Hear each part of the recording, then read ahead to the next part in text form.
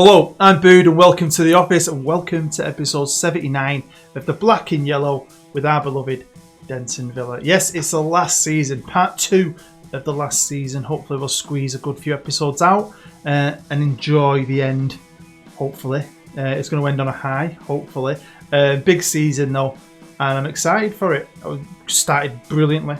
Hopefully you've seen the last episode, you'll know how good it started in the Community Shield, which is only a friendly, but it was Manchester United.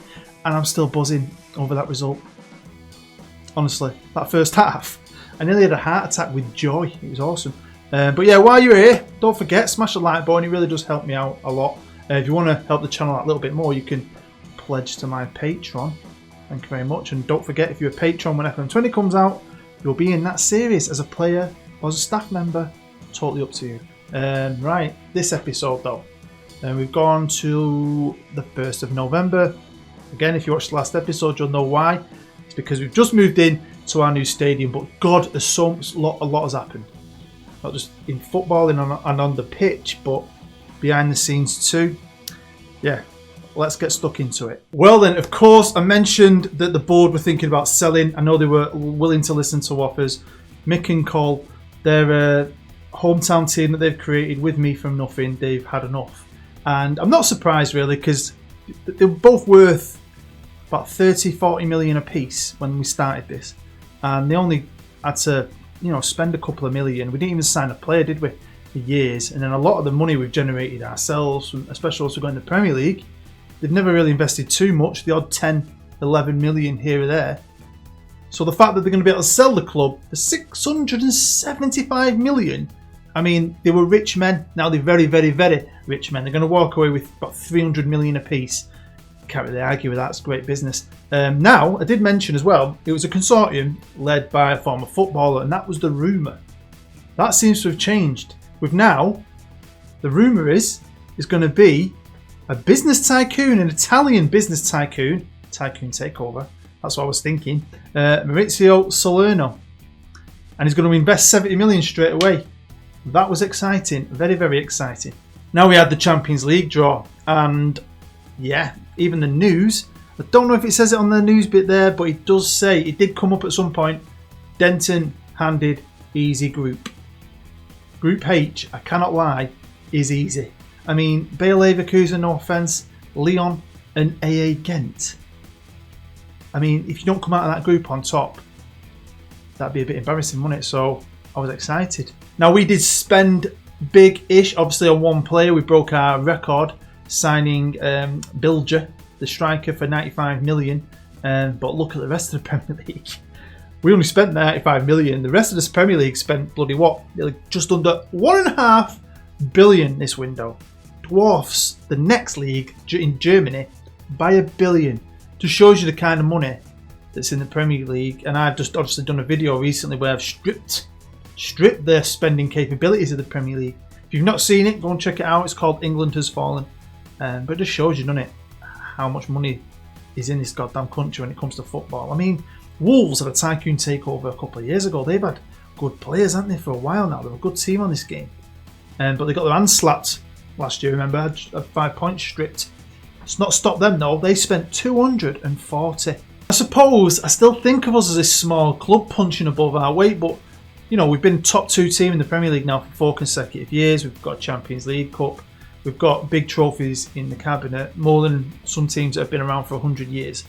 But when I saw this, I started to really realise how big we've become. Because when you look at the commercial income, it's just crept up, hasn't it? And look, we're third. We generate more commercial income than Manchester City, Liverpool, Arsenal.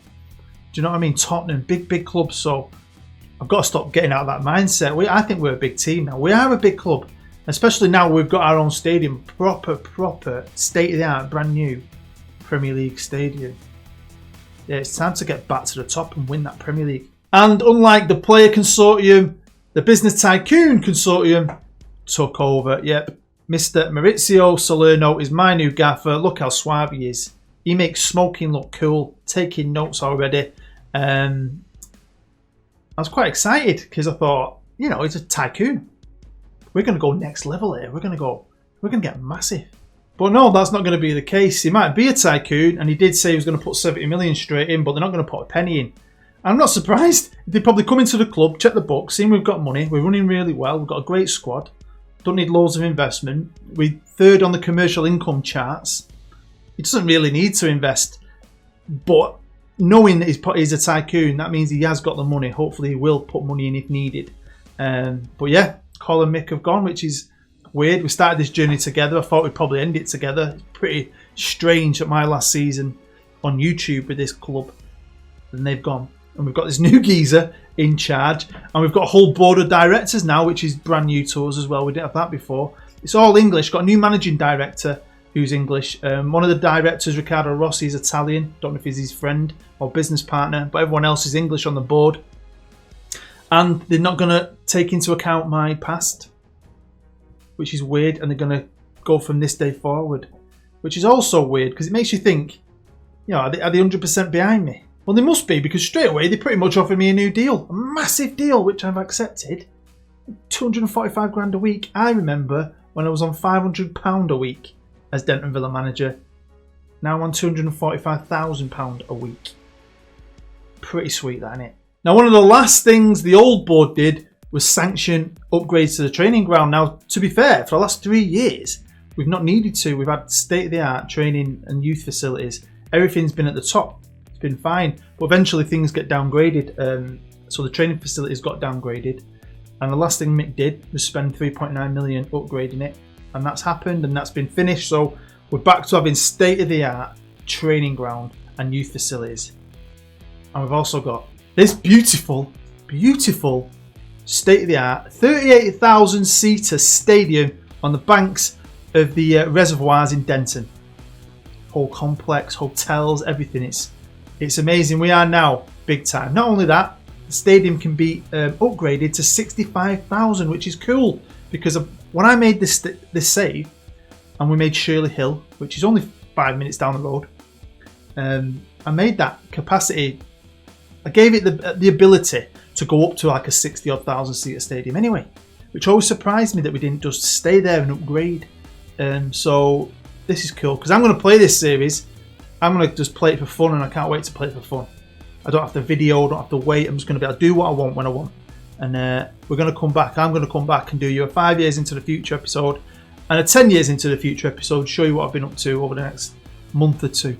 And one of my main aims is going to be get this up to 65,000. Now we're going to start here with the Carabao Cup, and part of me is disappointed, part of me is alright about this. Now, I decided at the start of the season, we're in 4 major tournaments. I was going to A-team the Premier League and the Champions League as much as I could, really go for the big two, and I've got 2 Carabao Cups, I've got 2 FA Cups.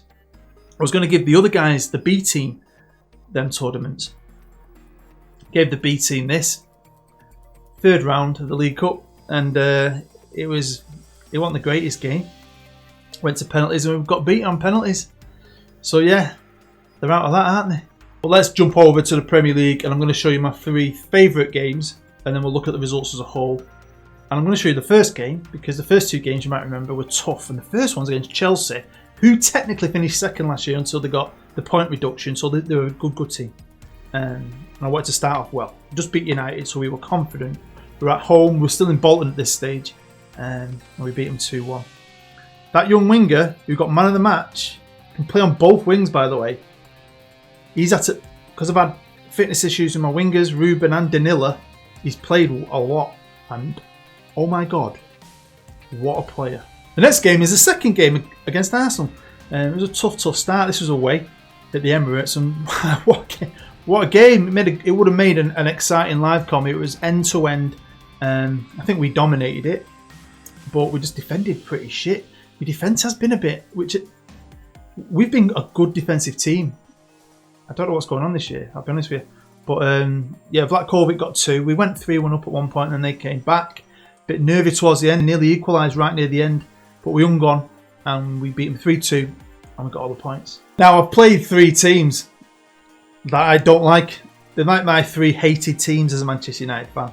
So it's hard to pick which one I want to share with you, but we're going to go for this one. Liverpool at home, still in Bolton again at this stage, and we beat them 2-0. Basu and Bilger scoring the goals. We were better than them. They had more of the ball, but that never matters with us. We're dangerous when we have it. Basu got a man of the match, but this was a great win. And if we head on over to the Premier League, you'll see we are top. Now, it's not been perfect, but we haven't been beat. We're the only undefeated team, which is awesome. So it's a great start. United are still awesome. They got beat early doors in a surprising loss, really. So, you know, they're going to be with us. We're going to have to stay at the top of our game, but I don't think we've been 100% great. I don't, but let's have a quick look. We've drawn 2 games. So we drew with Bournemouth 0-0. Brighton, the 3-3, a B teamed it because of Europe and stuff.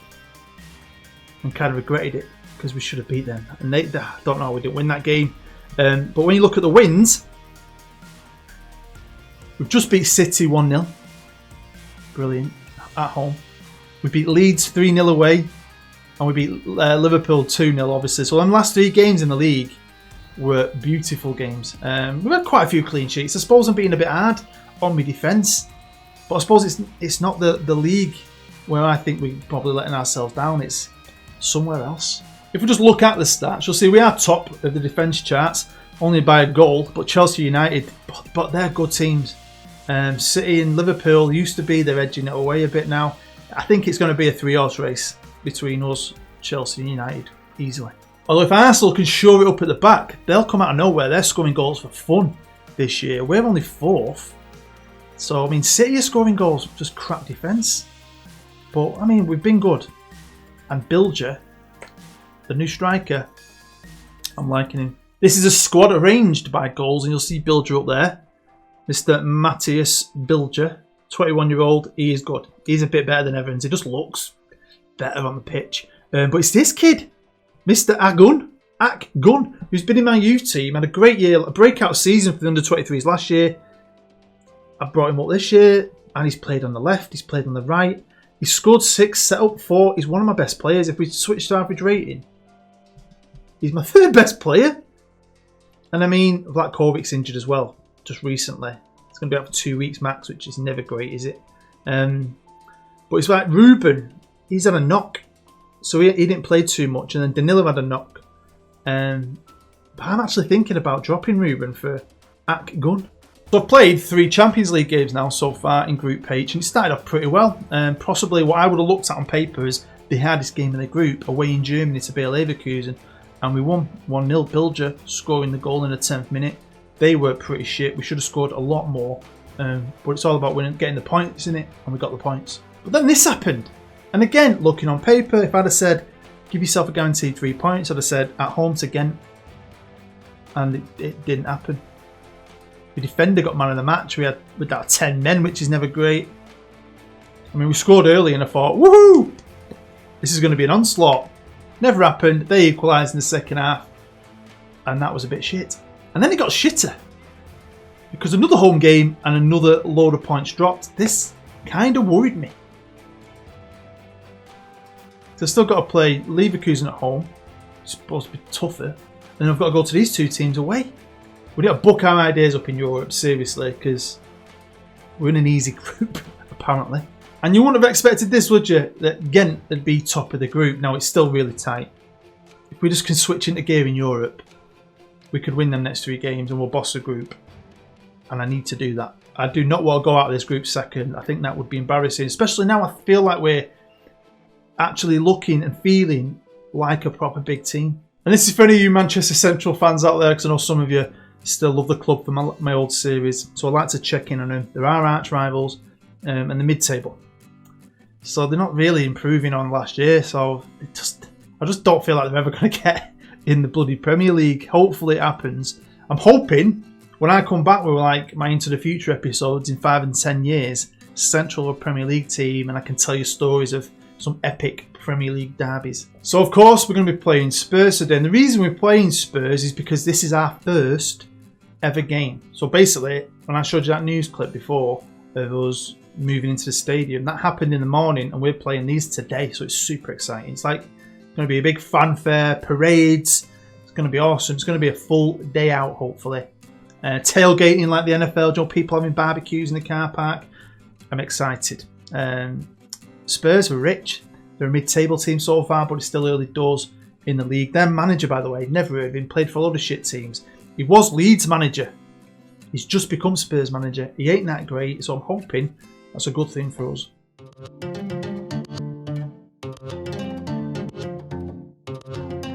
So here we are on the team lineups. Two quick things. Blinkhorn's playing because obviously Black Kovic's not on. And I'm giving Ak Gun the head start. Now, I'll stop showing you this. We're only here for one reason, and that's to have a quick look at the stadium, because you'll see it, don't you, in the background. And it's massive. It's huge. But the corners aren't filled in. So I'm hoping that with it being able to go up to 65,000, that's what that space is for, isn't it? To double its capacity. So hopefully when it is a 60-odd thousand, it's going to be huge all the way around. But look at the size of it. It's pretty special. Looks like Molineux because we're in yellow. And here we come out the tunnel for the very first time. So many fans here. Now it looks to me pretty full. Now we obviously sold like 20,000 season tickets. It was up on last year, but that was when we were in the Bolton Stadium. So there's actually like 10,000 seats, I think, in this stadium. So it'd be good if we can fill them. I'm hoping, because we're back in Denton, we will do, because people might have got put off. Because Bolton ain't too far, but it's 2 motorways, half an hour, maybe more if the traffic's bad.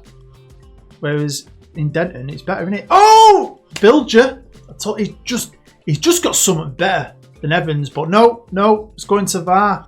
Let's see the replay. Why was it even in doubt? Here's Basu. He pings it out to Danila on the right-hand side. That was nowhere. Was that supposed to be offside? Because it definitely wasn't it? Honestly, I can't lie about how happy I am to be home in Denton. I just think it's cool. The story of this club's been amazing. I mean, like I said, I'd like to carry on, but I think sometimes you just gotta end things, and I think it's the longest series I've ever had. Continuous series. Is Bilger again? Bloody hell. So yeah, I've been telling you about my weight loss, or I did in a couple of episodes ago. So I'm a week and a half into my calorie counting and my exercising, and I've lost 8 pounds, which is pretty cool. So I'm down from 251 to 243. I've had more than 8 pounds. More than that 8 pounds, isn't it? As long as I've lost it by next June for my lad's holiday, which is going to be in Gran Canaria. We've got to Puerto Rico for my mate's 40th. There's 6 of us going. And when we were younger, we used to share rooms. Yeah, I don't want to share a room with anyone. I booked my own room, sea view, on my own. Can have a bit of peace and quiet. Can't wait. Oh, here he is! I told you. He's just got summit, this kid. Just give him some praise. You'll see that up there. And everyone was buzzing with it. Oh, see Caesar. He pulls off great saves sometimes and then lets rebounds in. There's Basu charging through the middle. I don't know if I'd have picked that pass out myself, but Danila's kind of recovered it, sent it right into the box. There's Spurs. It's the end of the first half. Well over injury time. It's like he wants Spurs to score to go in at half-time equal, and it's a bit unfair because Jesus Christ, blow the whistle, ref. There we go, here's Danila. He'll blow it now, won't he? Are you going to let us have an attack? Here's Danila. Finds Bilger. Bilger's brought down in the box. Nothing's coming of it. That cross was crap. Where's all this time coming from? Where's all this injury time coming from? Oh! Who cares? Fergie time. Well, it's half-time here at the Denton Villa Stadium in Denton, Manchester. How good is it to say that? And how good is it to say we're winning 3-1? Kicking off the second half, Bilger with his yellow boots on. I do like it when my players wear yellow boots. It's a nice little touch. Is Danila's going to pick this up? Can we get one early doors and straight from kickoff? Basu! What a way to start our life in the new stadium. Spurs are a good team, man. This is great. Danila, I really do think they're coming of age this year, a lot of them. And this kid here, he's been great in every game I've... Blinkhorn! Bav! Spurs, man. Getting embarrassing, isn't it? They can't handle it. The roar. This place has got an instant atmosphere. Here's that gun to shoot. Penalty. Oh, they're letting the kid take it. Hat-trick, innit? And he scored it. Hat-trick. First game in the new stadium. The kid bags himself an hat-trick. 6-1. Yeah. Wow. Look at the average ratings of my boys. Here's Spurs.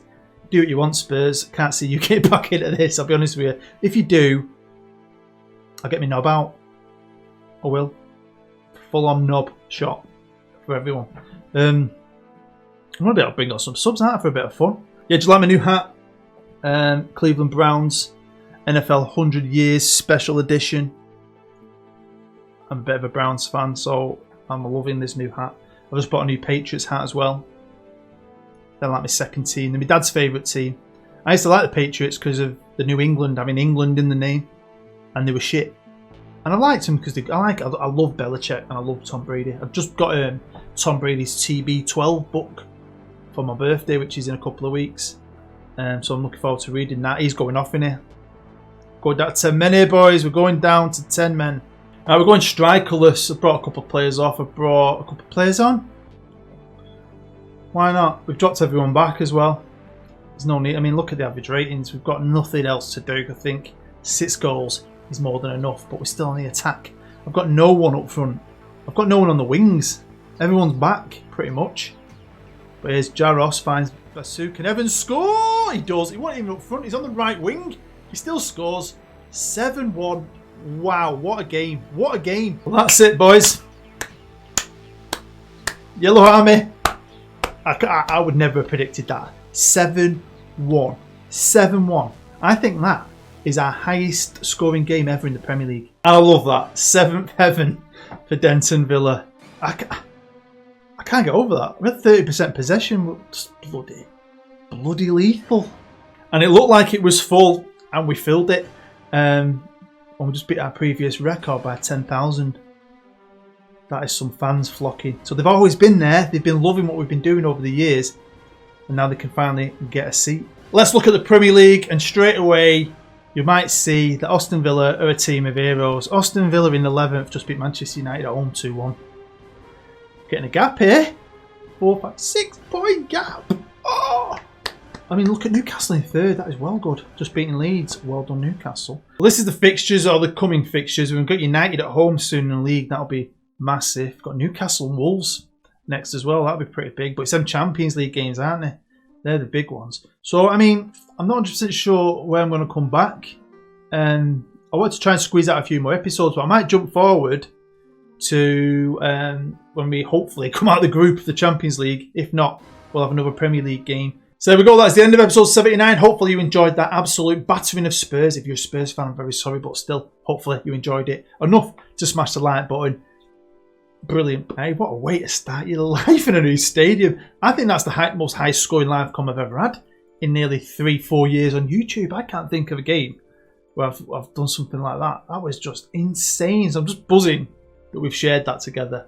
Special moment, I think. So yeah, absolutely. I'm well happy with that, and I'm excited to get stuck into this season. Really am. Let me know what you think. Do you think we're going to win the league? What do you think we're going to do in Europe? Do you like the new stadium?